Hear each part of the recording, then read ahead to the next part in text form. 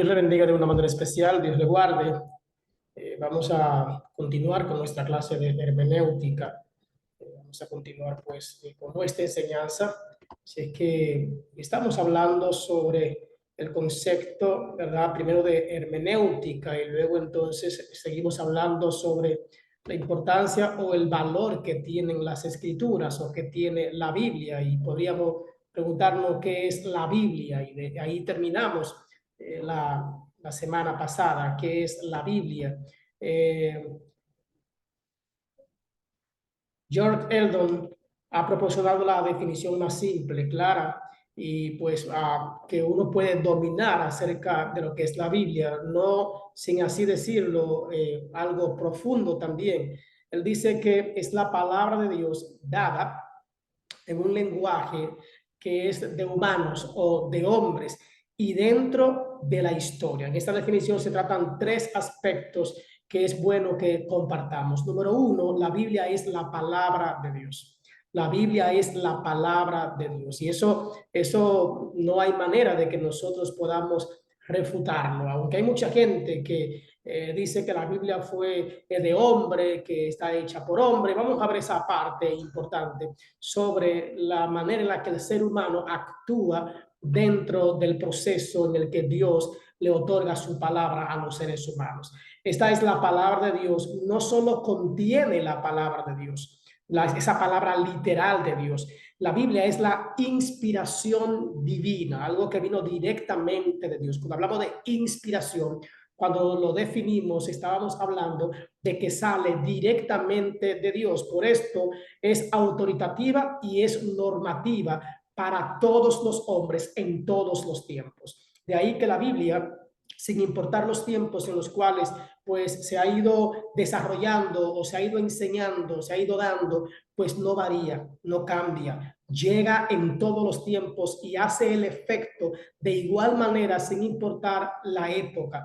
Número dos, está dada en lenguaje humano. Lo primero es que es la palabra de Dios, pero él dice que es dada en un lenguaje humano. ¿A qué nos referimos con esto? Bueno, la Biblia no tiene un lenguaje angelical. No hay un lenguaje angelical, no hay un lenguaje extraño, místico o muy misterioso. No, no lo hay.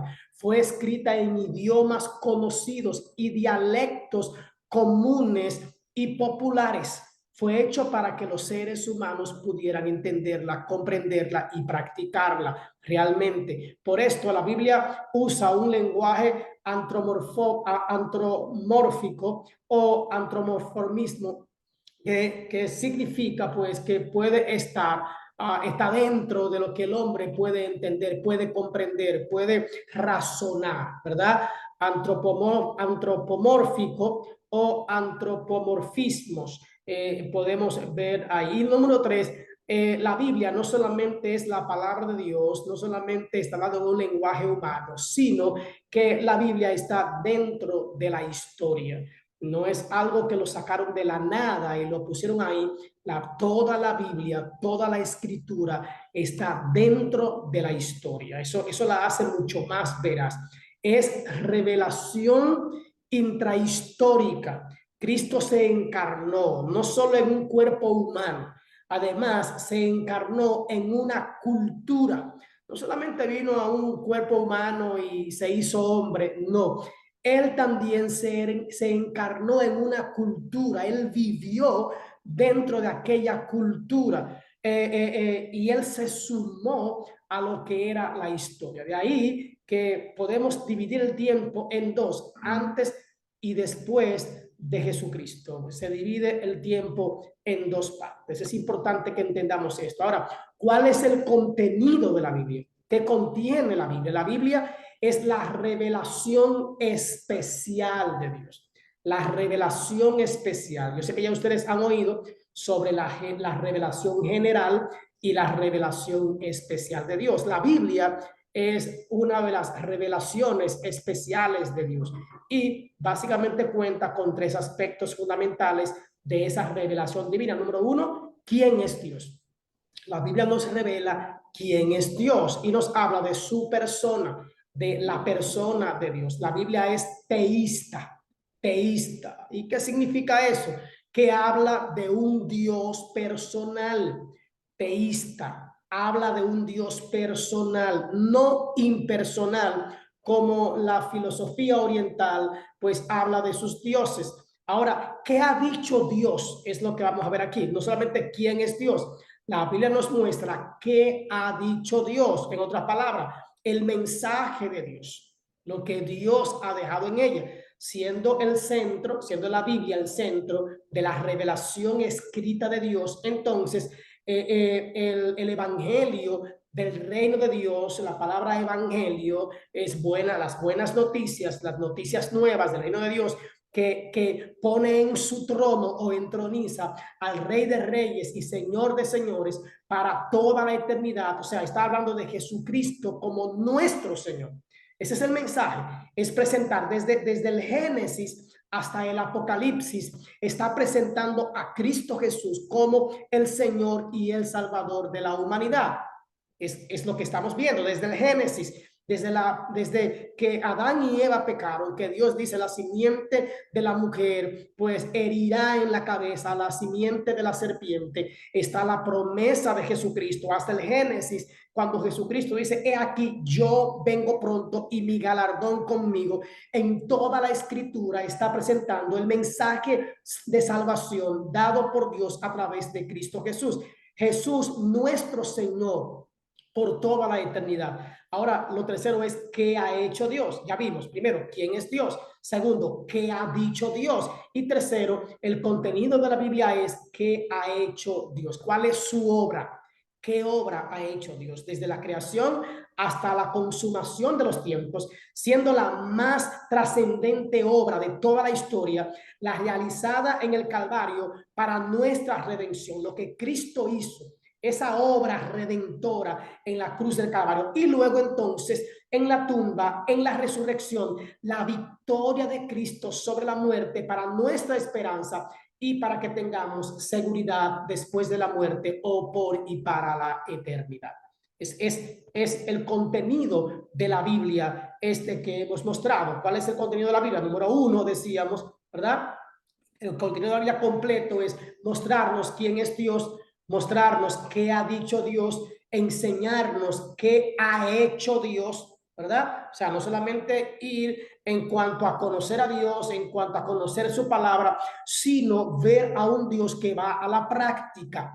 Y, ¿verdad? En eso que ha hecho Dios, ver su obra desde la creación hasta lo que Él ha trabajado para lo que es nuestra eternidad. ¿Cuál es el propósito de la Biblia? ¿Cuál es el propósito de la Biblia? Su énfasis general, por completo, es el amor de Dios. Es mostrar el amor de Dios. En el Génesis, cuando el hombre y la mujer pecan, dice la Biblia que el Señor les quitó las hojas y les proporcionó vestido, ropa, ¿verdad? Los vistió, sacrificó animales para poderle dar vestido. Es el amor de Dios. El tema de la Biblia es la historia de la redención del hombre, redimir al hombre, volver al hombre otra vez a la cercanía con Dios. El propósito de la Biblia es dar testimonio suficiente acerca de lo que Dios ha hecho en función de esa redención. Por eso se dice también que la Biblia es el registro escrito de los actos redentores de Dios. Desde el Génesis podemos ver en toda la historia, en toda la línea mesiánica, podemos ver la mano de Dios, el plan de Dios, el propósito de Dios en cuanto a la redención del ser humano, en cuanto a volver a adquirir, volver a acercar al ser humano con el Dios creador, a la creación con el creador, al pecador con aquel que ha decidido salvarle a pesar de su maldad. Y sin embargo, más importante es el Dios de la palabra, el Dios de la palabra que la misma palabra. O sea, muchas veces estamos centralizados tanto así que adoramos más la Biblia que a Dios que la ha hecho. Hay gente que no sirve a Dios, que no sigue a Dios, pero respeta la Biblia. respeta, y tanto así que la tienen abierta en su casa, no quieren ni siquiera que se hable mal de la Biblia en sí, y está bien, no discutimos eso, pero tú no haces nada con tener la Biblia abierta o con saberte todos los textos bíblicos si al final no estás dándole la importancia y el valor al Dios de la Biblia. Porque el fin principal es un encuentro salvístico entre el hombre pecador y el Dios santo de la Biblia, por medio de Jesucristo como Señor y Salvador. Si yo no conozco a Dios, aunque me sepa de memoria los textos bíblicos, entonces no obtendré la salvación y la vida eterna. Repito, la Biblia es importante para yo conocer a Dios, para conocer a Dios. No es para aprenderme un texto, no es para discutir una teología, no es para discutir una norma, un dogma, una doctrina. La Biblia es primero para yo conocer a Dios, para conocer a Cristo Jesús, mi Redentor, para conocer el Espíritu Santo, que todo está dentro del plan de salvación y entender el plan que Dios tiene para conmigo. Si no entiendo esto, entonces voy a tener problemas para la práctica. Hay una aplicación práctica. La Biblia no es el fin en sí misma. La Biblia no es el fin en sí misma. La Biblia es el medio que me llevará a entender, a comprender los planes y los propósitos de Dios para redimirme, para santificarme, para reencontrarme con Él, conocer a Cristo y entender la obra salvística de Jesucristo y la obra de ayuda que tiene el Espíritu Santo para conmigo. Es en las Escrituras, hermano. Es la Biblia, ella no es el fin en sí, ella es el medio. Ahora, yo no la puedo cambiar por ninguna otra voz que vengan a soplarme al oído, sino que la palabra de Dios es la profecía más segura que tenemos. Los creyentes no somos bibliólatras ni fetichistas. Amamos la palabra porque ella revela al Dios de la palabra, que finalmente se encarnó en Cristo para ser nuestro sustituto perfecto. O sea, yo no puedo adorar la Biblia, porque quiero aclarar eso. Yo no puedo tener la Biblia como algo que yo adoro, que yo venero. No, hermano. Yo adoro al Dios de la Biblia. La Biblia realmente es el medio para yo conocer a ese Dios y conocer a mi Salvador Jesucristo y entender, ¿verdad?, la manifestación del Espíritu Santo en este tiempo como el Paracleto de Jesucristo. Es lo que yo debo entender en las Escrituras. Entonces, ella da testimonio de él. Los creyentes no somos bibliólatras, si amamos la palabra, porque la palabra es la que me revela, ¿verdad?, al Dios de la palabra y me enseñas acerca de Cristo para ser mi sustituto, el que tomó mi lugar en la cruz del Calvario. La Biblia es la que da testimonio de lo que Cristo hizo por mí en la cruz. La manera de honrar la palabra de Dios es obedeciéndola y pregonándola o hablándola a aquellos que se pierden.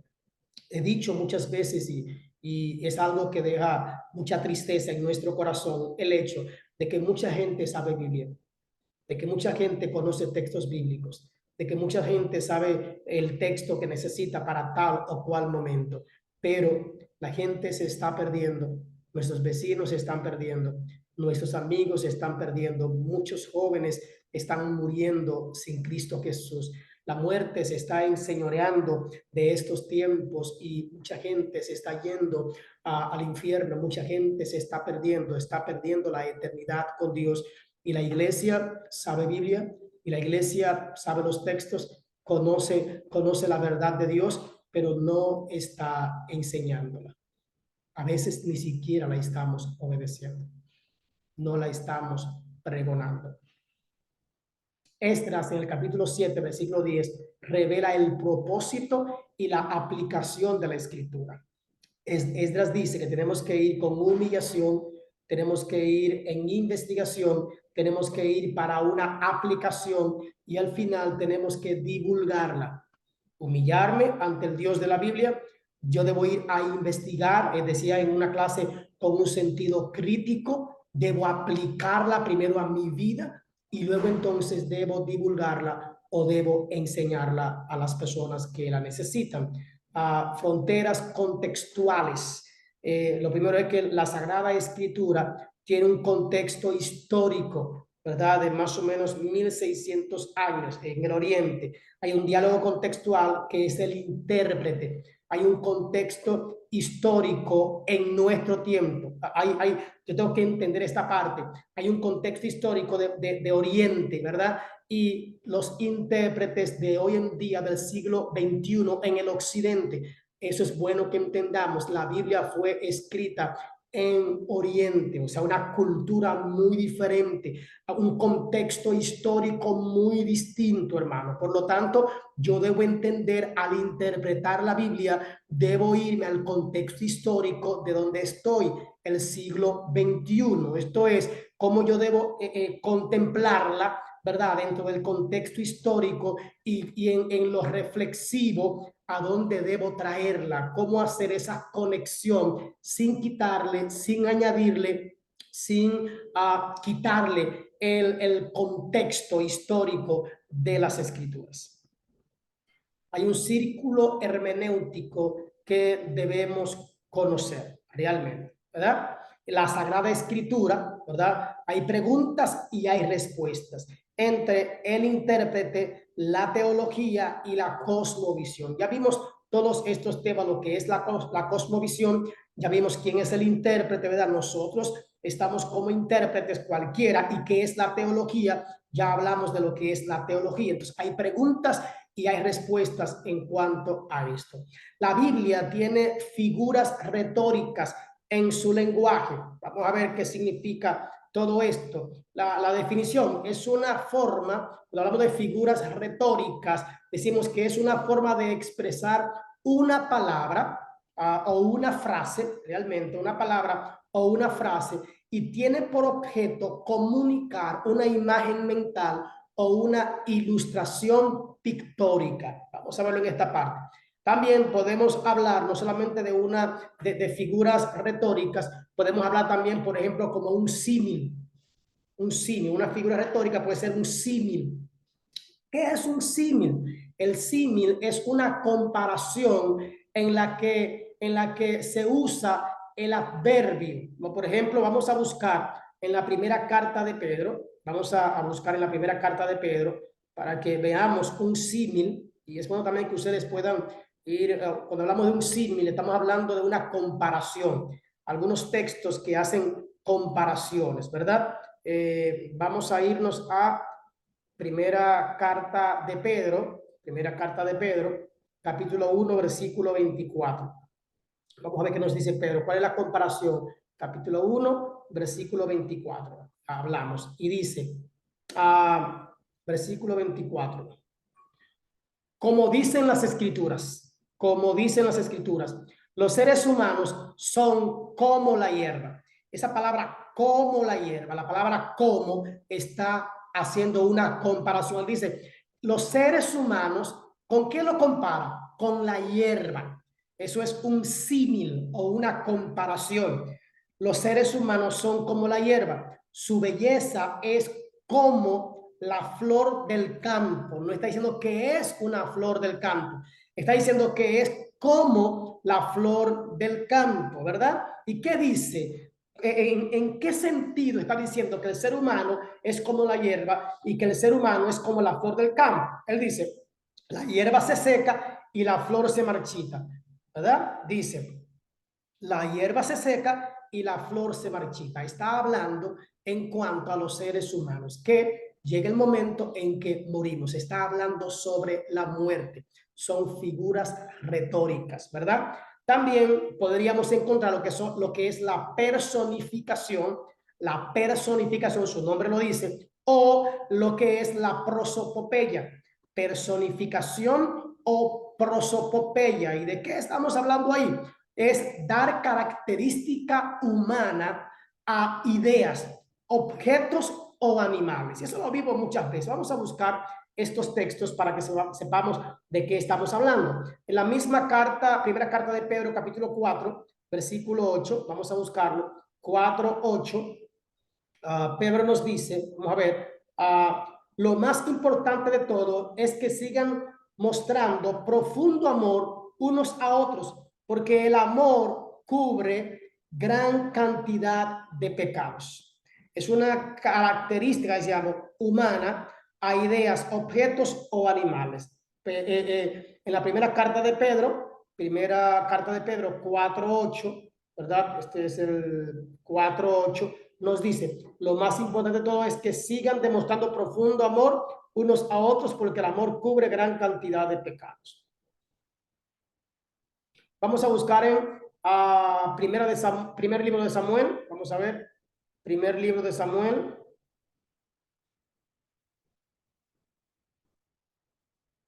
Bien, primer libro de Samuel.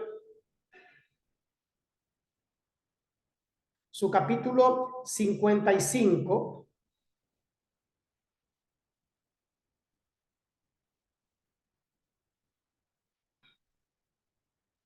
Isaías 55, perdón. Isaías 55. Que a veces me confundo con esa forma de 1 o 2. Isaías 55. Isaías 55,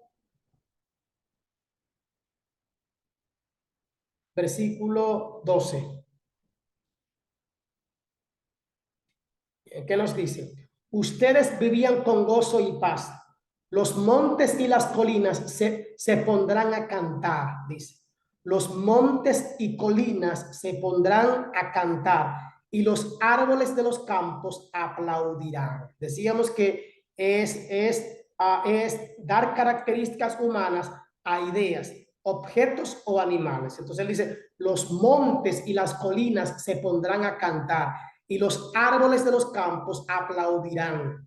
Donde antes había espinos, crecerán cipreses. O sea, hay que ver el contexto histórico, pero es como a los montes y a las colinas le está dando características que tenemos los seres humanos.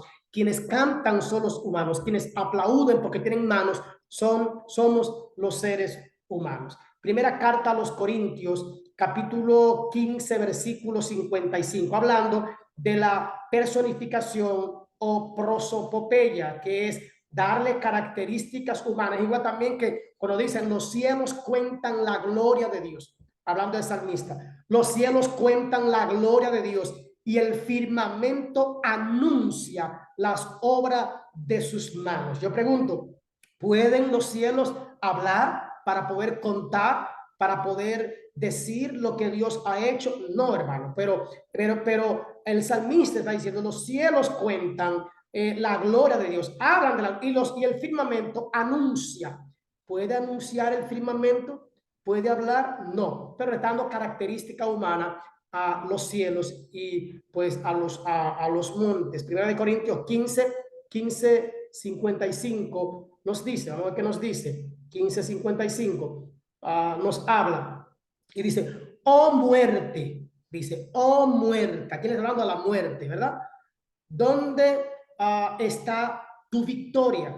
Oh muerte, ¿dónde está tu aguijón? Hablándole a la muerte y presentando cosas como si fuera a un humano. Salmos capítulo 85, Salmos capítulo 85. Estamos hablando sobre la personificación o la prosopopeya como una figura retórica, una manera de enseñarnos una verdad utilizando figuras. Salmo 85, ¿qué nos dice?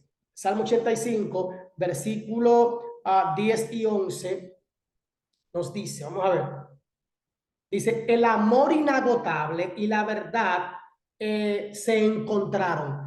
El amor inagotable y la verdad se encontraron. No pueden encontrarse el amor y la verdad. Dice, la justicia y la paz se besaron. Se besaron. Eso es algo ilógico aparentemente, ¿verdad? Dice el 11, la verdad brota desde la tierra y la justicia sonríe desde los cielos. Está dándole, ¿verdad?, características humanas a ideas, en este caso, ¿verdad?, a ideas objetos o animales.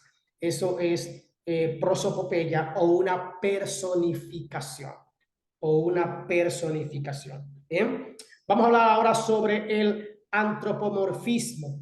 Antropomorfismo dentro de lo que son las figuras retóricas es atribuir a Dios características humanas.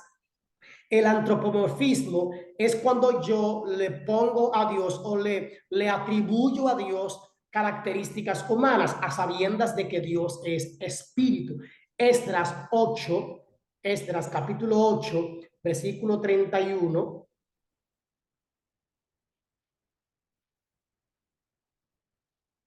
Estamos buscando.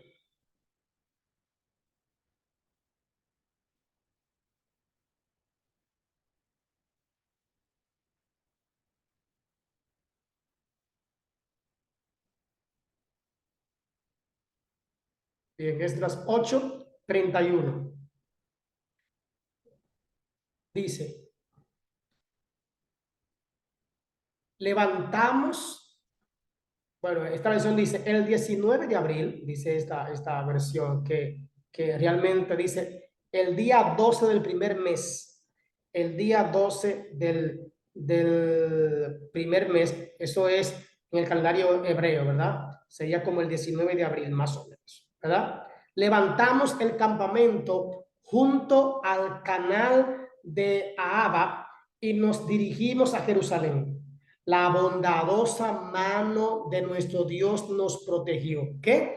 La bondadosa mano de nuestro Dios. Y le está dando una característica humana. Las manos la tenemos los humanos, ¿verdad? Y nos salvó de los enemigos y bandidos a lo largo del camino. Está hablando sobre la mano de Dios. También cuando decimos el rostro de Dios, la mirada de Dios. Estamos hablándole, ¿verdad? Es un antropomorfismo, es atribuir a Dios características de humanos, ¿verdad? También está la expresión adiomática.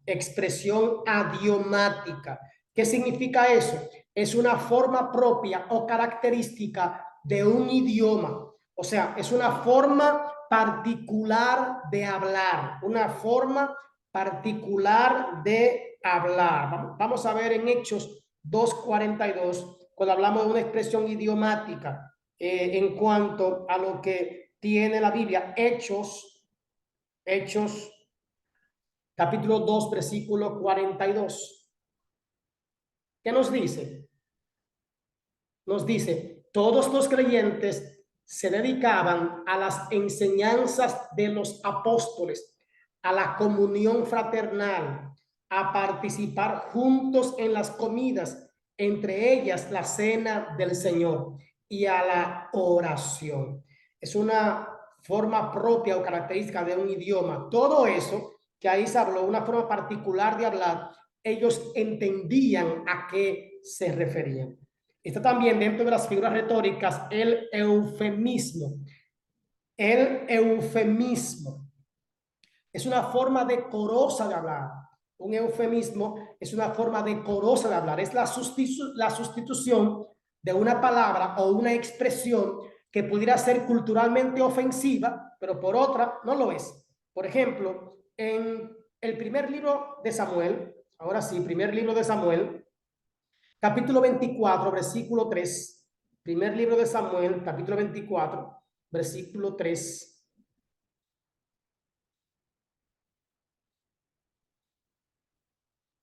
24:3. Nos dice, decimos que es una forma decorosa, ¿verdad? Pero que en algunos momentos puede ser culturalmente ofensiva, pero en otros no. Primer libro de Samuel 24:3 nos dice, en el lugar donde el camino pasaba por algunos rediles, en el lugar donde el camino pasaba por algunos rediles, Saúl entró en una cueva para hacer sus necesidades, pero resultó que David y sus hombres estaban escondidos por adentro de esa misma cueva. Está hablando, ¿verdad?, de hacer sus necesidades, o vamos a ver en otra versión que nos dice, déjame ir a la Reina y Valera a ver cómo lo menciona.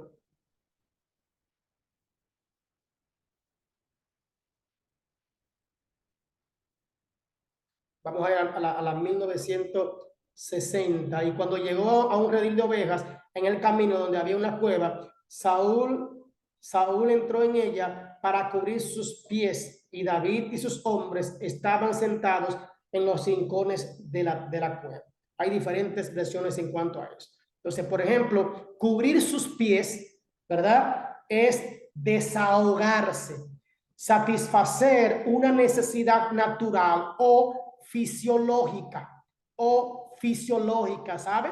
Puede ser que Saúl entró a la cueva, el rey Saúl entró a la cueva a hacer del dos, pero ¿verdad? No se menciona directamente. Cuando hablamos de cubrir sus pies o desahogarse, satisfacer una necesidad natural o fisiológica, puede ser hacer del uno o hacer del dos. Es casi seguro que aquí habla de hacer del dos, ¿verdad? Mateo 18, versículo 17.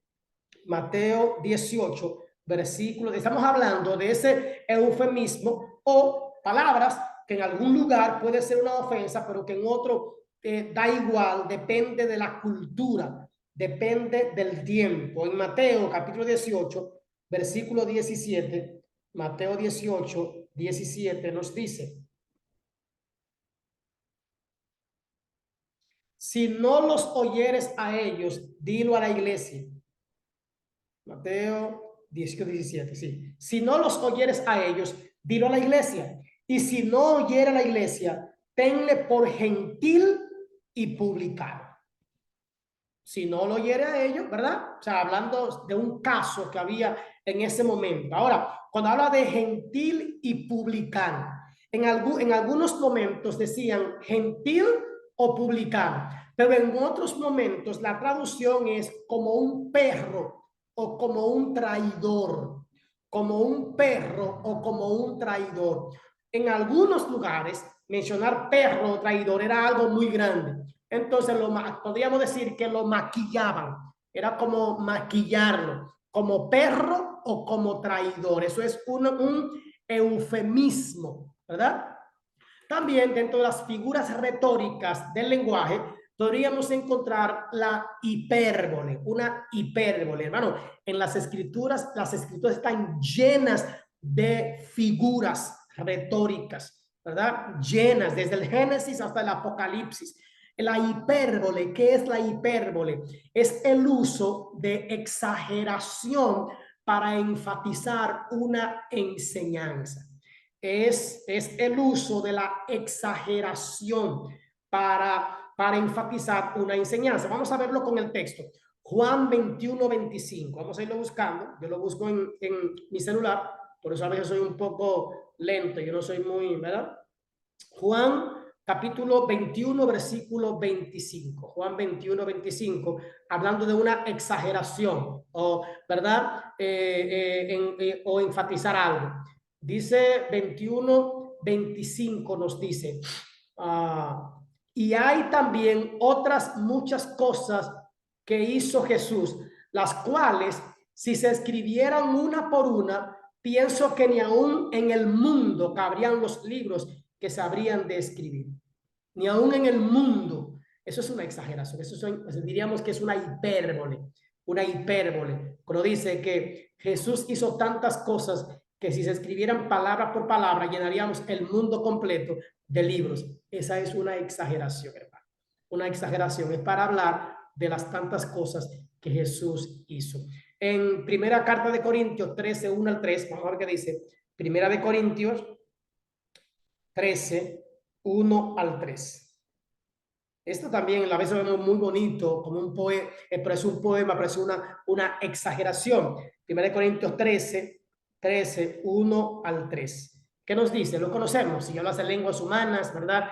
Si hablas de lenguas humanas, tenemos que buscar una versión más moderna, como la nueva traducción viviente. Dice, si pudiera hablar todos los idiomas, esta es otra versión, esta es nueva traducción viviente. Si pudiera hablar todos los idiomas del mundo, eso es una exageración. Una exageración. Que una persona hable todos los idiomas del mundo es una hipérbole. una exageración. Si pudiera hablar todos los idiomas del mundo y también el idioma de los ángeles, pero no amar a los demás, yo sería un metal ruidoso o un címbalo que resuena, o un címbalo que resuena. Ahí realmente está utilizando, ¿verdad? Dándole otra vez, dándole característica al címbalo, ¿verdad? A los instrumentos, ¿verdad? Y dice el 2, si tuviera el don de profecía y entendiese todos los planes secretos de Dios y contara con todo el conocimiento, eso es también una exageración. Y si tuviera una fe que me hiciera capaz de mover montañas, pero no amar a otros, yo no sería nada. Eso también es una exageración. Y si diera todo lo que tengo a los pobres y hasta sacrificar mi cuerpo, eso es una exageración, ¿verdad? Podría jactarme de eso, pero si no amara a los demás, no habría logrado nada. Todo esto es una hipérbole, hablando de lo que es una exageración. ¿Bien? Aparte de símil, metáfora, personificación, antropomorfismo, expresión idiomática, ¿verdad? Eufemismo, hipérbole, podríamos también hablar de la ironía. Y mencionamos mucho, qué irónico, no seas irónico, qué ironía. Ahora, ¿entendemos el significado de ironía?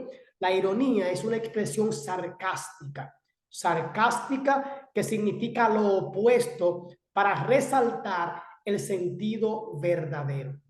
Es una expresión sarcástica que significa lo opuesto, o sea, es utilizada para resaltar el sentido verdadero. Vamos a ver, vamos a buscar en el primer libro de Reyes 18:27. Primer libro de Reyes, capítulo 18, versículo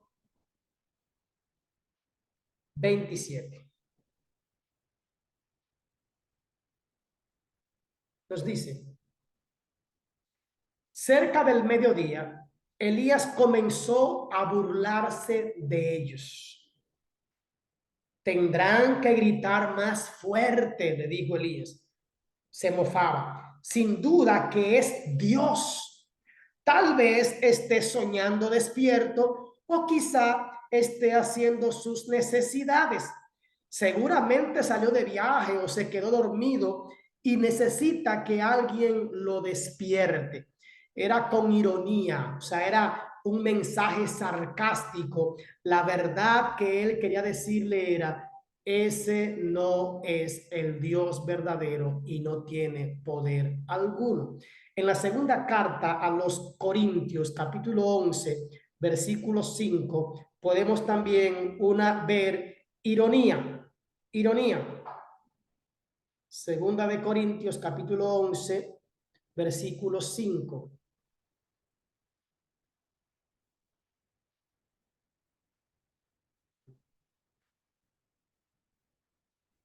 Segunda de Corintios 11:5. Capítulo 11, versículo 5. Que nos dice: pero de ninguna manera me considero inferior a estos superapóstoles, dice, que enseñan tales cosas, ¿verdad? Eso es una ironía, es una burla que está haciendo el apóstol Pablo, hablando sobre la manera en la que él se consideraba como apóstol. En capítulo 12, también de la segunda carta a los Corintios, versículo 11, la misma segunda carta a 11:13.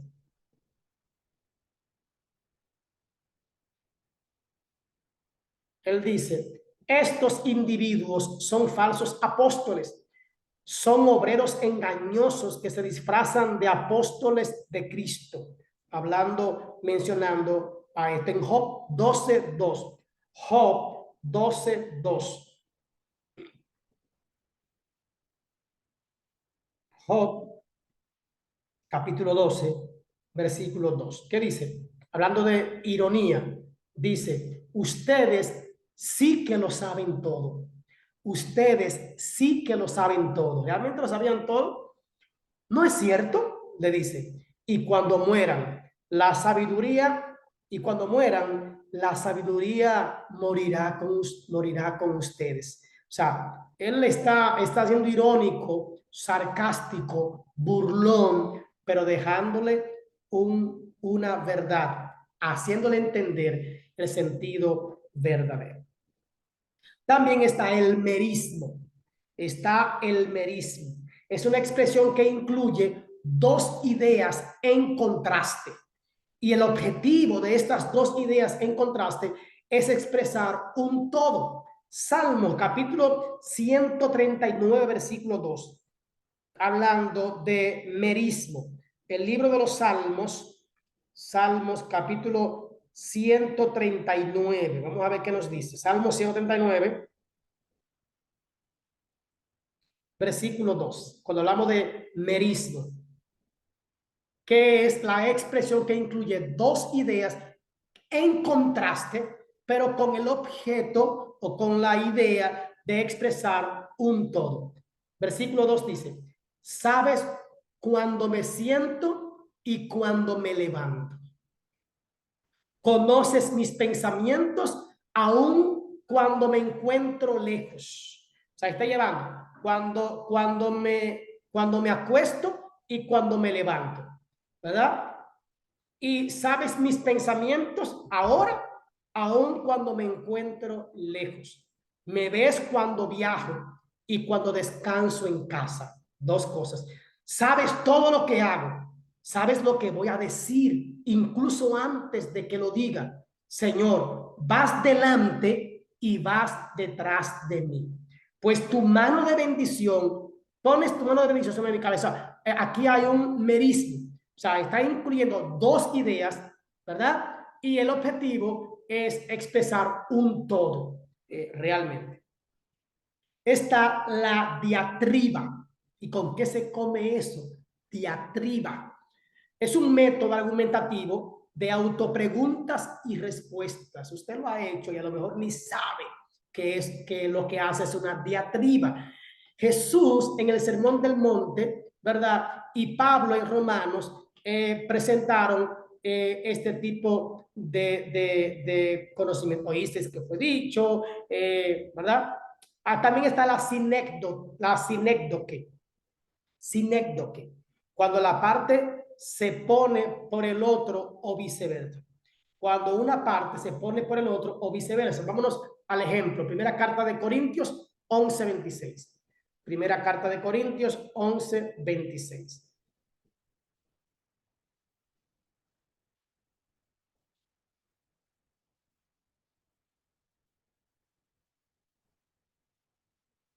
¿Qué nos dice? Pues cada vez que coman este pan, recuerden, una sinécdoque es cuando cuando una parte se pone por el otro o viceversa. Dice, pues cada vez que coman este pan o beban esta copa, anuncian la muerte del Señor hasta que Él vuelva. Una sinécdoque es cuando una parte se pone por el otro o viceversa. O sea, el pan y la copa pues se ponen en lugar, ¿verdad? De lo que el Señor hizo por nosotros. En Hechos 24:5. Hechos 24:5. ¿Qué nos dice? Hablando de sinécdoque, mostrando la sinécdoque. Dice, hemos descubierto que este hombre es un alborotador que constantemente provoca disturbios entre los judíos por todo el mundo. Es un cabecilla de la secta conocida como los nazarenos, ¿verdad? Está haciendo esta parte. Metonimia, cuando se pone la causa por el efecto o la señal o símbolo por la realidad que indica el símbolo. Vamos a ver un ejemplo de metonimia. Vamos a ir a Lucas 16:29. Lucas 16:29, hablando de una metonimia, metonimia. Lucas 16:29.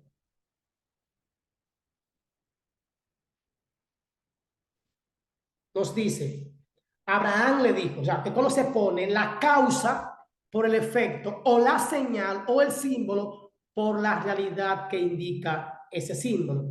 Dice, Abraham le dijo, Moisés y los profetas ya les advirtieron.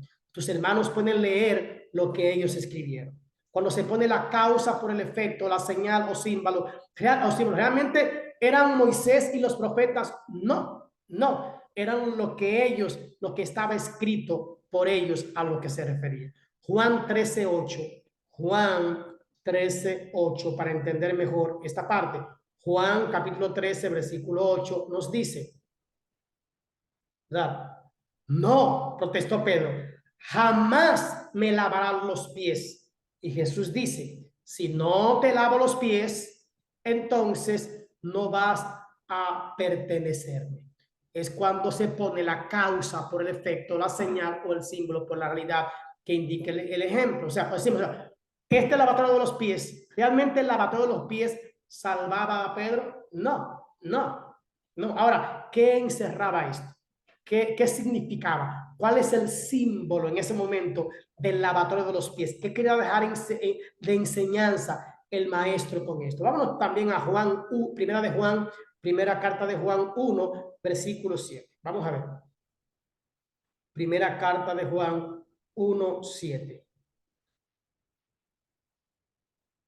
Y nos dice, hablando de una metonimia, nos dice, si vivimos en la luz, ¿verdad? En la luz, así como Dios está en la luz, entonces tenemos comunión unos con otros. Y la sangre de Jesús, su Hijo, nos limpia de todo pecado. Está hablando de luz, de estar en luz, y luego menciona a Cristo. ¿Y quién es Cristo? Cristo es la luz, es la realidad que indica el símbolo. Es la realidad que indica el símbolo, ¿verdad? Como la causa y el efecto, ¿verdad? El símbolo se convierte en una realidad. En Pedro es la causa y el efecto. Si no te dejas lavar los pies, entonces no tendrás parte conmigo. Aquí es, si no estás en la luz, no podrás llegar al Padre a través del Hijo, porque el Hijo es la luz. No, espero darme a entender. Hay una alegoría también. ¿Qué es una alegoría? Consta de varias metáforas que están unidas y que representan cada una de ellas realidades correspondientes. Cuenta, ¿verdad?, de ideas y realidades. Vamos a ver qué nos dice Juan 6:51 al 65. Hablamos de una alegoría y estamos hablando de varias metáforas que están unidas que representan realidades correspondientes. Vamos a ver, Juan 6, hablando en que en Juan hay alegoría. Juan 6:51 al 65.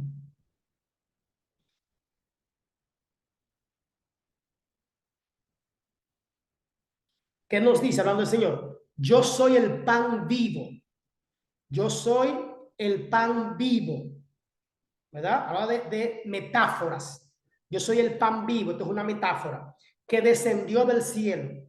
Todo el que coma de este pan vivirá para siempre. Y este pan que ofreceré para todo el mundo, para que todo el mundo viva, es mi carne. Metáfora. Entonces la gente comenzó a discutir entre sí sobre lo que él quería decir. No entendían porque es una metáfora. ¿Cómo puede este hombre darnos de comer su carne? ¿Vamos a ser carnívoros?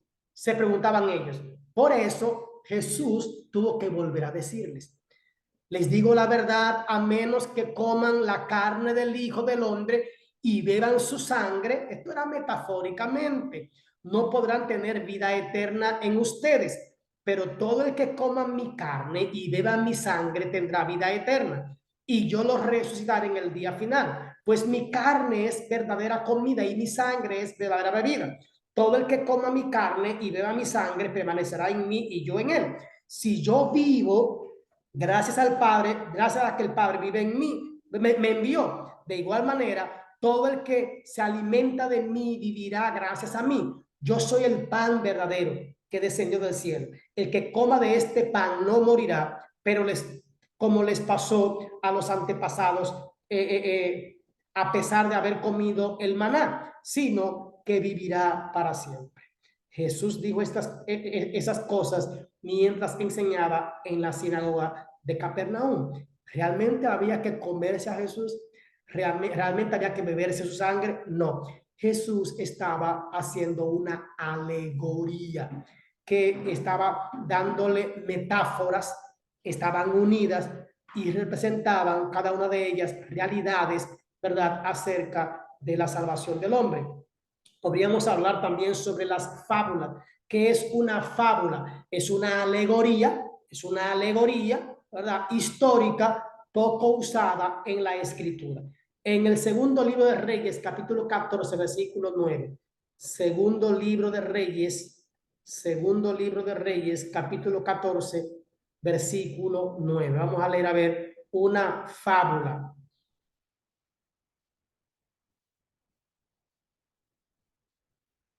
14, versículo 9. Entonces el rey Joás de Israel respondió a Amasías, rey de Judá, con el siguiente relato. En las montañas del Líbano, un cardo le envió un mensaje a un poderoso cedro, ¿verdad? A un poderoso cedro.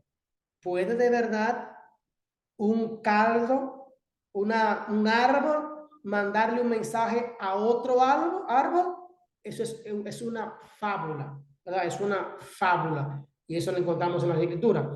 Hay también enigma. Es un tipo de alegoría, pero de difícil interpretación. Por ejemplo, Jueces 14:14. El libro de los Jueces 14:14 es un enigma. Un enigma que es una alegoría, pero de muy difícil interpretación. 14:14, ¿qué nos dice? Dice, entonces él recitó, del que come salió algo para comer, y del fuerte salió algo dulce.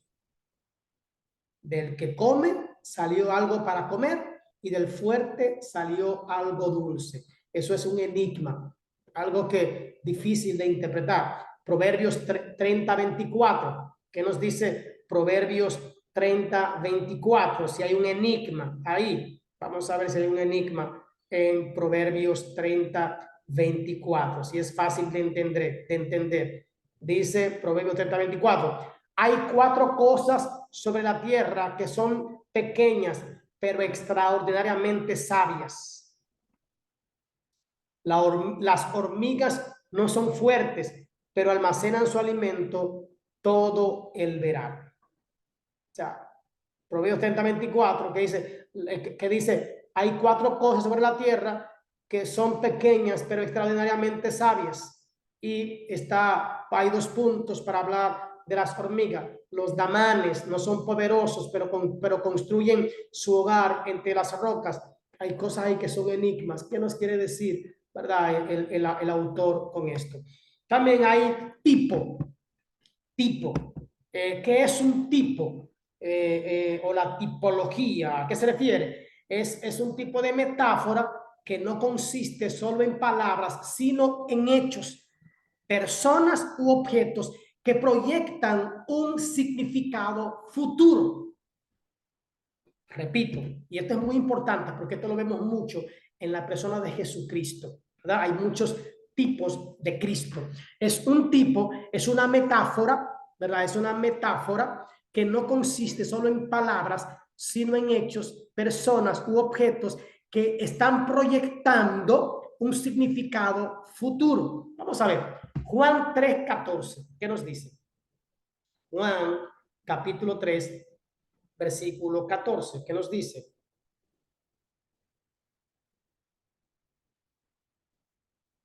Tres 14. Vamos a ver. Y lo hemos leído mucho. Si me aman, no, es 14. Es cierto, dice, pídanme cualquier cosa en mi nombre y yo la haré. Perdón, es Juan 3:14. Ese no es. Sabía, dijo, está raro. Juan 3, 14, no 14, 3. Ok.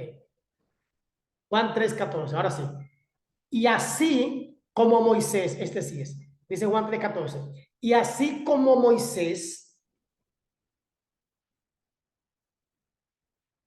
levantó la serpiente de bronce en un poste en el desierto, así deberá ser levantado el Hijo del Hombre.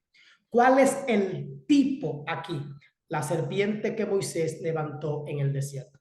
Esa serpiente de bronce, esa serpiente se levantó, era un tipo de Cristo Jesús. Un tipo de Cristo Jesús. Consistía en algo que iba a pasar en el futuro. Quien mirara a la serpiente sería salvo o librado de la muerte. Quien mirara a Cristo sería salvo o librado de la muerte eterna. Otro tipo, vamos a Mateo 12:40. Mateo 2, entonces la serpiente es un tipo de Jesucristo. Mateo 12:40. Vamos a ver. Y nos dice, así como Jonás estuvo en el vientre del gran pez durante 3 días y 3 noches, el Hijo del Hombre estará en el corazón de la tierra durante 3 días y 3 noches. Este hecho o este acontecimiento de Jonás en el vientre del pez es un tipo de lo que pasaría con Cristo al morir, que estaría 3 días y 3 noches en muerto o en la tierra, ¿verdad? Es un tipo también este acontecimiento o este hecho. Romanos 5:14 es otro tipo también.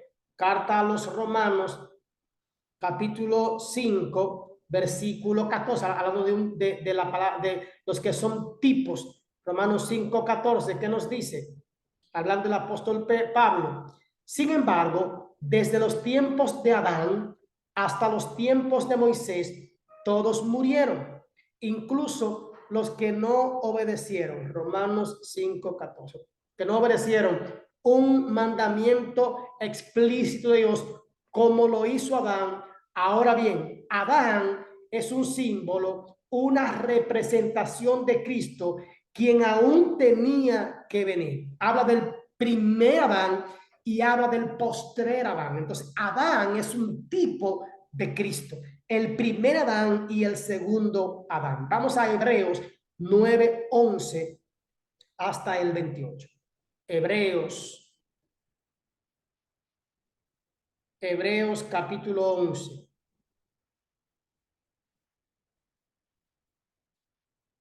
9:11 al 28. Dice: entonces Cristo ahora ha llegado a ser el sumo sacerdote por sobre todas las cosas buenas que han venido. Él entró en ese tabernáculo superior y más perfecto que en el cielo, el cual no fue hecho por manos humanas ni por forma de hombre creado. Con su propia sangre, no con la sangre de cabras ni de becerros, entró en el lugar. Aquí hay muchos tipos aquí en esta parte. Dice, en el lugar santísimo una sola vez y para siempre. Y se aseguró Jesús, el sumo sacerdote era un tipo de Cristo. El cordero era un tipo de Cristo. O sea, hay mucho aquí. Bajo el sistema, la sangre de cabras y toros y las cenizas de una novilla y podrían limpiar el cuerpo de la persona que estaba. Imagínense, dice, cuánto más la sangre de Cristo nos purificará. En ese capítulo hay mucho tipo de Cristo. También hay símbolos, hay figuras. Las figuras retóricas también pueden ser símbolos, representan una cosa o un hecho por medio de otra cosa o de otro hecho familiar que arroje luz sobre el significado del concepto original. Vámonos a Apocalipsis 5:5. Vamos a ver.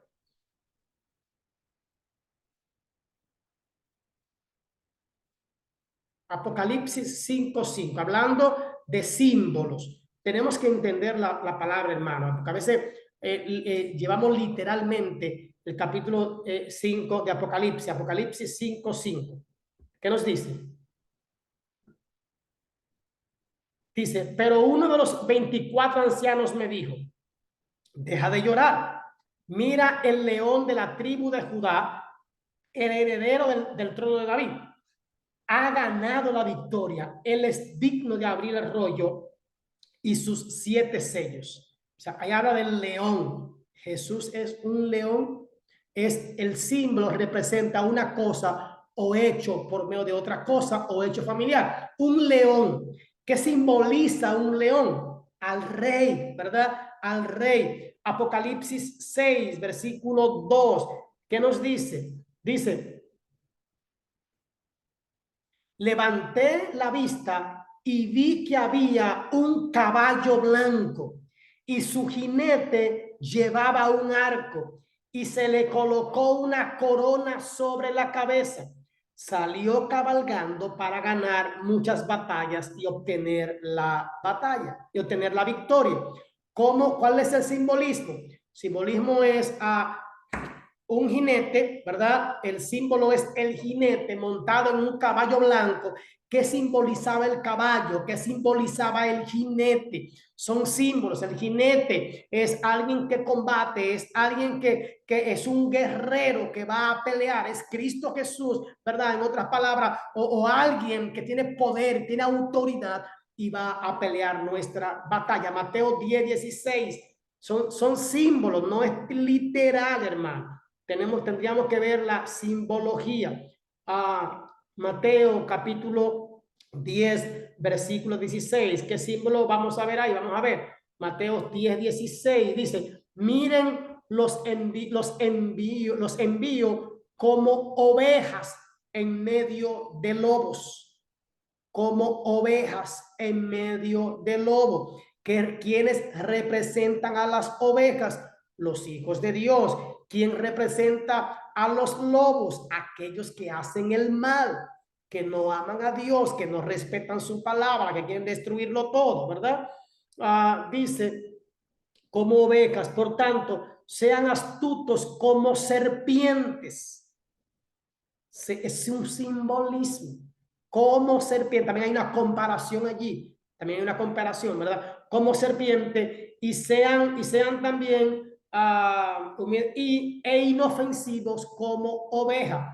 Está hablando de simbolismo y la oveja representa la mansedumbre, la serpiente representa la astucia, la sapiencia, ¿verdad? Y hay muchos otros ejemplos aquí. La parábola. La parábola es una narración alegórica que usa símbolos terrenales y conocidos para ilustrar verdades celestiales y eternas. Conocemos las parábolas de Jesús. El sembrador salió a sembrar, o sea, el reino de los cielos es semejante a, esas son parábolas que el Señor utiliza. Las parábolas es una narración alegórica que usa símbolos terrenales y conocidos para ilustrar verdades celestiales y también verdades eternas. También está la antítesis, es contraponer dos conceptos opuestos para resaltar una verdad, una antítesis. En la parábola no fui a los textos porque conocemos muchos, pero en la antítesis voy a ir. En Deuteronomio capítulo 27, Deuteronomio 30, aquí no está el versículo de Deuteronomio primero, ¿verdad? Mateo, hay algunos que no tengo los textos. Bien, vamos a Mateo, vamos a segunda de Corintios 6, 8 al 10, que ese sí está completo. Segunda carta de Corintios está completo. 6, 8 al 10. 6, 8 al 10. Contrapone dos conceptos para resaltar una verdad. Vamos a segunda de Corintios 6, 8 al 10. Dos conceptos que contraponen, ¿verdad? Resaltan, perdón, dos conceptos opuestos que resaltan una verdad. Segunda carta de Corintios 6, 8 al 10 nos dice.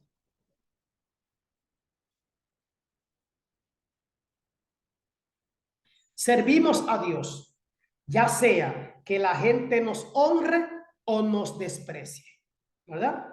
Sea que nos calumnie o que nos elogie. Somos sinceros, pero nos llaman impostores. Nos ignoran aun cuando somos bien conocidos. Vivimos al borde de la muerte, pero aún seguimos con vida. Nos han golpeado, pero no matado. Hay dolor en nuestro corazón, pero siempre tenemos alegría. Somos pobres, pero damos riquezas espirituales a otros. No poseemos nada, pero sin embargo lo tenemos todo. Oh, queridos amigos de Corinto, les hemos hablado con toda sinceridad y nuestro corazón está abierto a ustedes. Antítesis contrapone dos conceptos opuestos. Él dice, siempre tenemos, él dice, tenemos dolor, pero también tenemos alegría, ¿verdad? Al borde de la muerte, pero con mucha vida. Esto es una antítesis que vemos ahí en la segunda carta de Corintios. También vemos proverbio o un dicho común o un adagio. Ese es un proverbio. Tenemos acrósticos. Acróstico. En el libro de los Salmos 119 vemos mucho esto en cuanto a lo que es la escritura, en cuanto a lo que es la palabra. La conocemos como, vamos a ver esos acrósticos. Salmo 119, que es bien hermoso el Salmo. Aquí hay acróstico. ¿Qué es un acróstico? Son versos, ¿verdad? Que vemos allí. Vamos a ver este acróstico en los Salmos, capítulo 119, versículo 11 y 112. ¿Ven? Salmo 119, 11 y 2, y 23 y 24.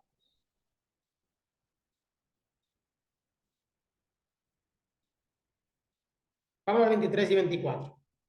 Primero, que nos dice, hasta los príncipes se sientan y hablan contra mí, pero yo meditaré en tus decretos.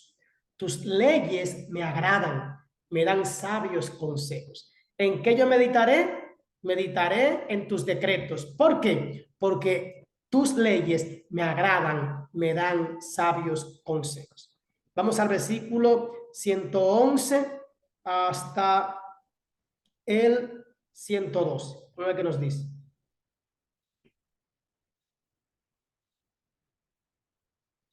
111 y 112 nos dice, tus leyes son mi tesoro, son el deleite de mi corazón. Estoy decidido a aborrecer tus decretos. Estoy decidido a obedecer tus secretos hasta el final. Lo repito, tus leyes son mi tesoro, son el deleite de mi corazón. Estoy decidido a obedecer tus decretos hasta el final, aun cuando dice que él es aborrecido por seguir las leyes del Señor. Y está la paradoja, que es una declaración opuesta a la opinión común, una paradoja. Vámonos a Mateo 16, 16. Mateo 16, 16.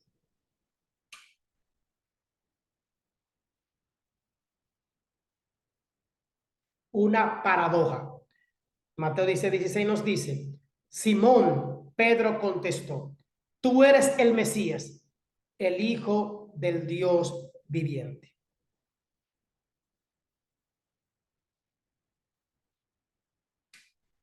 Entonces, ¿qué decían los demás?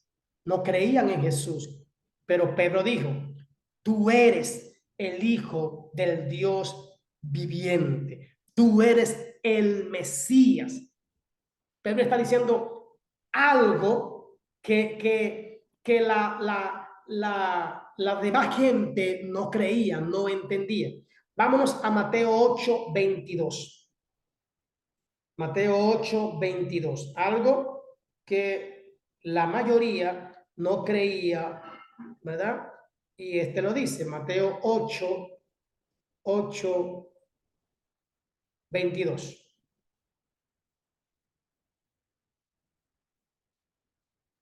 Jesús le dijo, sígueme ahora, deja que los muertos espirituales entierren a sus propios muertos. Esto era opuesto. La opinión pública decía que había un hijo que tenía que enterrar a su papá. Pero Jesús está está llevando a términos espirituales esta verdad. Entonces, tenemos que entender la palabra del Señor en todo este sentido. Hablamos ya de las figuras retóricas, las figuras retóricas. Vamos a dejarlo hasta esa parte y luego vendremos con los géneros literarios. Ahí continuaremos.